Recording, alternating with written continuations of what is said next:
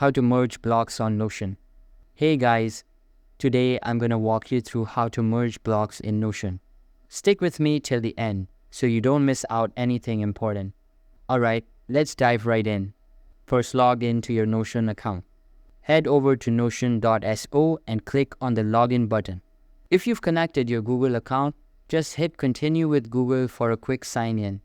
Once you're logged in, go ahead and open the page where you want to merge blocks. Your Notion workspace might be filled with pages and content, so use the sidebar or the search bar to quickly find the one you need. Now let's talk blocks.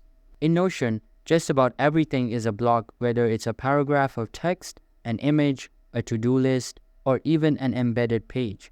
To merge two blocks, what you're really doing is moving one block right next to another so that they combine or line up nicely. Here's how to do it. Click on the block you want to move. You'll see 6 little dots appear on the left side. That's your handle.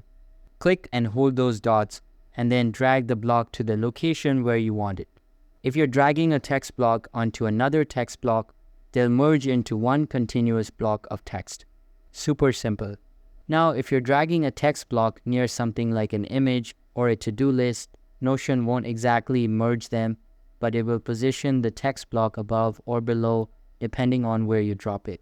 So, while it's not technically a merge in those cases, it still helps you organize your content better. This little trick is especially useful when you're cleaning up long notes or trying to consolidate related content into one section. It helps reduce clutter and gives your page a much cleaner, more polished feel. And just a heads up, not all block types merge in the same way. Text blocks are the easiest to combine, but when it comes to mixing text with images, embeds, or to-dos, it's more about alignment and placement than actual merging. So, feel free to experiment and see how different blocks interact. That's pretty much it.